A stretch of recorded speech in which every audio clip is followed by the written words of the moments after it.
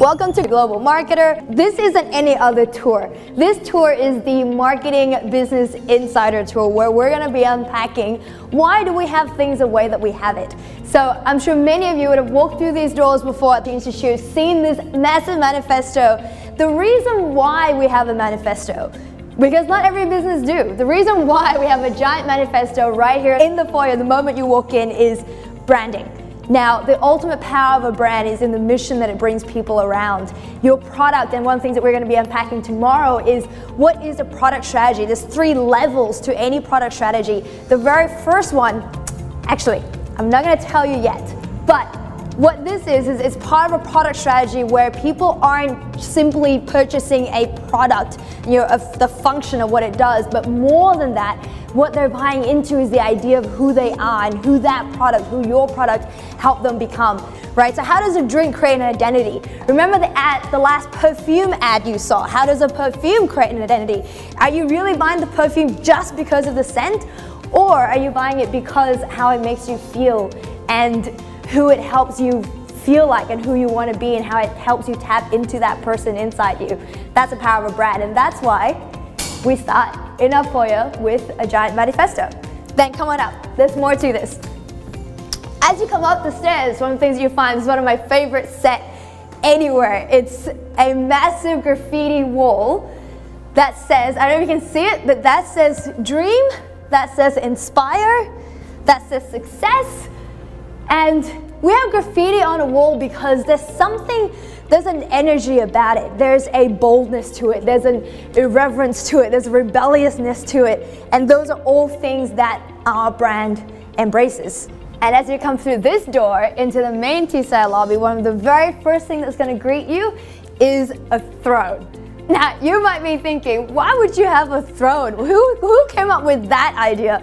That throne, we searched far and wide for that throne. But have a think about it. Why is having a throne in a lobby a branding thing? Why would we do that for marketing? Why would we do that for business? Why would we do that in a way to create an experience that we can use to then take that experience online?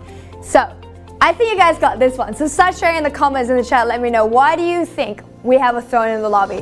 What would be the marketing reason behind that? What would be the business reason behind that? What would be the strategic reason behind a throne in the lobby? Let me know in the comments. We're gonna head this way next. This is the Emerald Room. So, ever thought about the reason why we call it an Emerald Room? So if you guys don't know, a lot of archaic stories, Hollywood stories and brandings and brand stories are based on what's called a hero journey. It's a particular story arc. But every character that you see in this building is part of that story of how they can tap into their inner power and bring that out.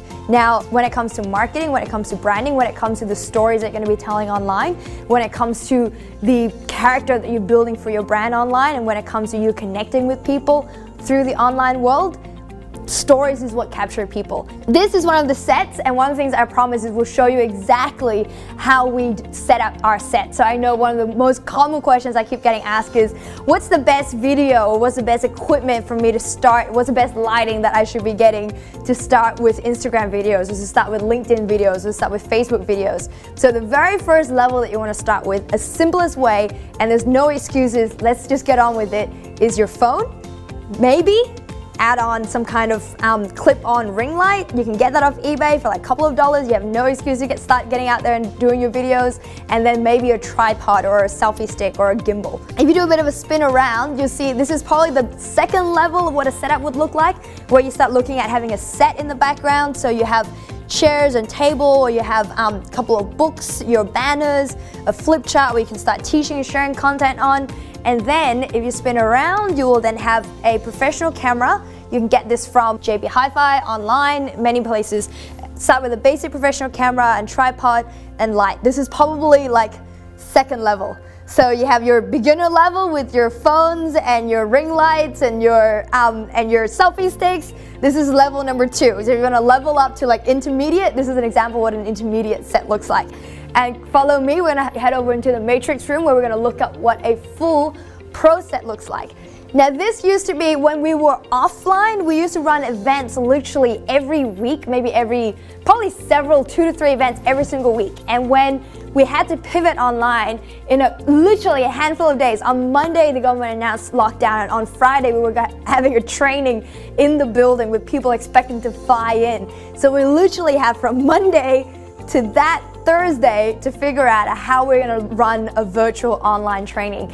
And this room started out being a training room and has now become a full studio set. You now have multiple sets, you got multiple lights, we have TVs in the background, you'll have your flip chart there to continue sharing your content. There's lights, so many things you can go into in terms of how the lighting set up, but the most important thing is to make sure, typically, the rule of thumb, to make sure there's one in front of you, there's one on the side, and there's one behind you. That's the rule of thumb when it comes to lighting, and then play with it, test around with it. So that normally, when it's a full immersive virtual training, we'll have faces of all the students who are joining in on the class. So there's lots of audience engagement, and you can interact and acknowledge people's comments as they come through. It's very important that you create that interaction when you're going online, because people are looking to connect now more than ever. And it doesn't matter what industry you're in, online marketing is how you connect with people no matter where they are in the world.